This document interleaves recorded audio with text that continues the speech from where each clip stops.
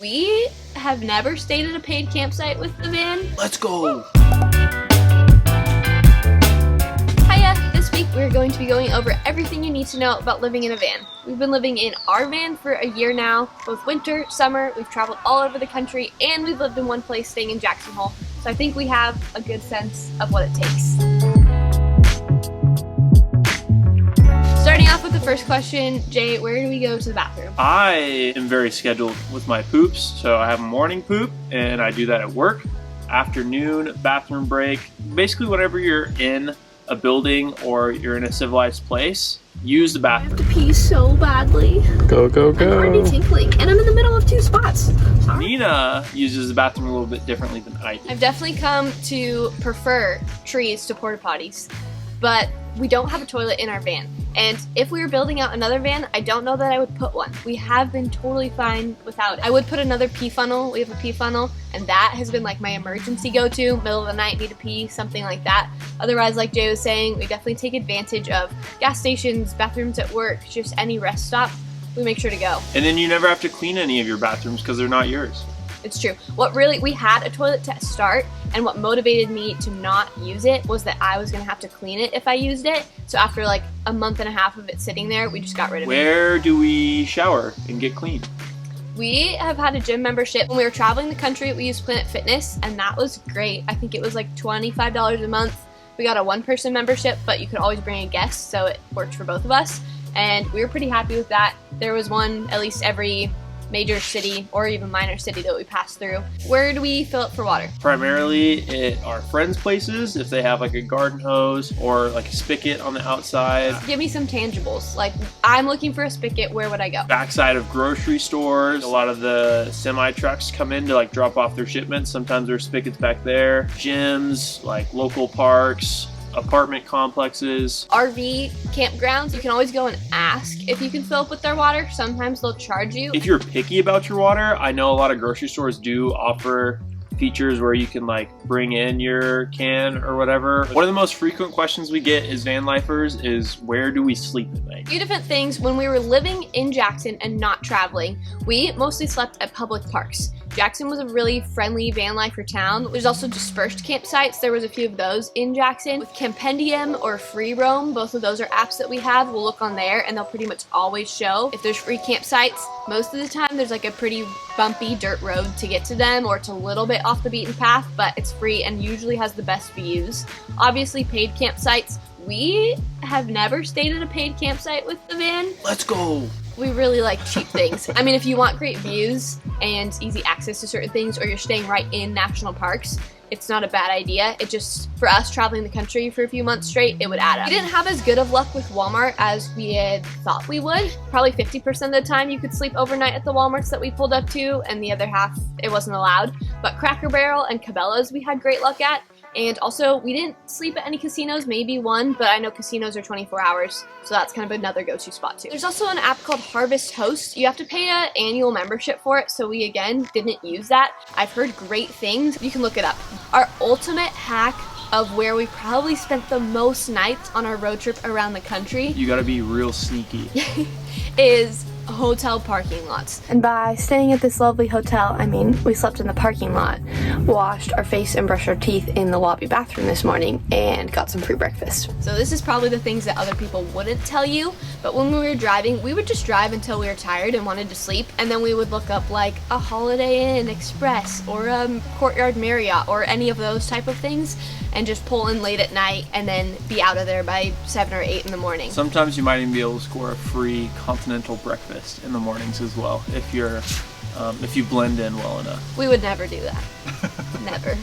Jay, where do we do laundry? And we are such big cheapos, so the only guaranteed free spot in laundry is friends and family. Otherwise, you're limited to paid options, which are primarily laundromats. Laundromats are okay. Oftentimes they're expensive. We were able to go into a lot of different RV parks, and at a lot of these parks, because people are already paying to stay the night there, they generally cut you a little bit of a discount on using their machines there. All right, how much do we spend on gas and overall maintenance for the van? Maintenance is up to your van. If you have a van that is in really good condition, like ours was, we bought ours with less than 100,000 miles on it. It was previously owned by a mechanic, so he kept it in really good shape. The only real maintenance we had to do was change the oil every 3,000 to 6,000 miles. Gas is obviously the primary expense. A lot of people don't quite take in and consider how expensive van life is purely off the price of gas. It cost us, about $4,000 just to drive around the whole country. Another unexpected cost with maintenance to our van was we did crack our windshield while we were going around the country. That was probably our only thing that we had to pay for. I think I went in expecting us to have at least one major van life catastrophe breakdown type of thing. Transmission goes out. Yeah, on our drive around the country. And so even though I did freak out when our windshield cracked, that's a different video, it wasn't that bad. It was a catastrophe. One more cost to take into consideration is toll roads. While you're driving around the country, we're from Southern California, there's not very many toll roads at all here. I'm only used to them being on like the Golden Gate Bridge in San Francisco or something like that. But getting over to the East Coast, we're like, okay, we can cut 3 hours off our drive time if we take this toll road. But probably for 2 months after we were done with our trip, we were just receiving like invoice after invoice after invoice after invoice from toll roads. How long would you recommend for doing a road trip around the whole country? We did ours from Los Angeles, driving the entire perimeter of the US back to Los Angeles in 2 months, which was really fast. We definitely got a good glimpse of the country, and we got to spend time at the places that were really important to us. But I mean, had our schedules and jobs and work and finances been flexible enough to do that all in 6 months, we easily could have spent more time out there. You can do it as fast as you want, but to really experience everything and not just see it is going to take longer. And to add on to that, when is the best time to travel in your van? We traveled in the fall, which was great because temperatures were pretty mild overall, not too hot, not too cold, and there were way less crowds. Winter's pretty tough. Driving a big van, especially if you're going through storms, mountain passes, need things like chains. Not all of our vans have four-wheel drive. Winter's bad in the mountains and summer's bad in the desert. We'd have camped in the van in the desert in the summer, and I couldn't do more than one night. It was just way too hot. We're just gonna take a second really quick, put the questions on pause, and if you guys can go ahead and hit that like button down there, that does help support us, helps us with the YouTube algorithm, helps our information get out and reach more people. If you don't mind taking a second to do that, it helps us out more than you guys know. All right, Jay, do we work? How did we afford to travel in the van? How do we afford van life? What's our jobs? We do seasonal work. Working a summer and a winter season leaves these little awkward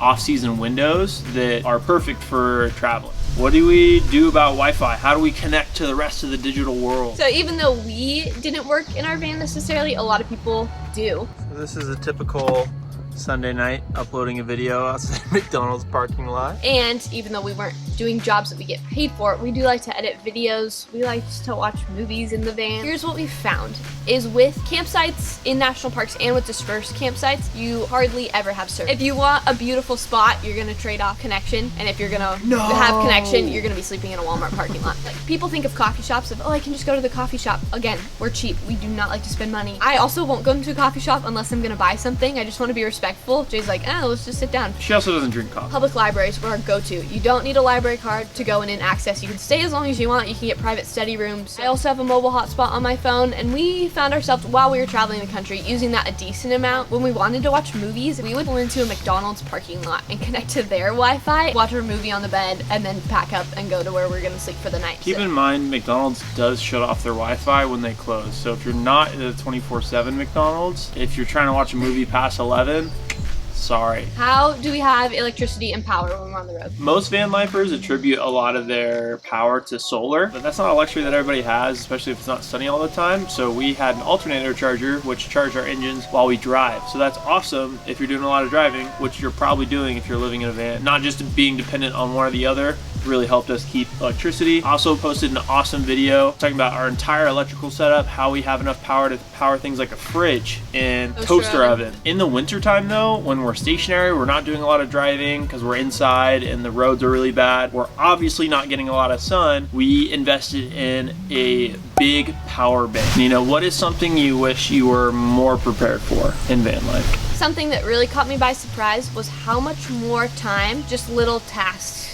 Like cooking dinner, instead of being like a 20-30 minute thing, was, from start to finish, it was like a 2-hour process. Like that was the event for the night. You have to fill up your water. You have to think about where your waste is going. You have to think about how you're gonna go to the bathroom. Just little things like that take time and a lot of energy. You're drained a little bit easier and you miss the luxuries for sure. Is there anything you wish you knew about van life? I wish I knew how hard it is to host people. When you live in such a small space, you can't really have friends over. So it's kind of hard when you meet really cool people and you're hanging out. You're almost kind of like hoping they invite you over, and you don't want to invite yourselves over, so that's like a tricky dynamic to work with. And then when you're traveling to sketchy cities and stuff like that, have secret compartments for things. Build them into your vans, whether that's false doors, whether that's like behind certain things where you can store your valuables. It can be inconvenient to get into and out of, but that's the whole point, is that if someone was breaking into your van, they're not just going to be able to grab something and run. All right, I think that's all the questions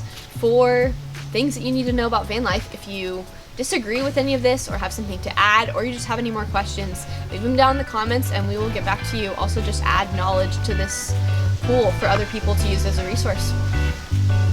Awesome. See ya.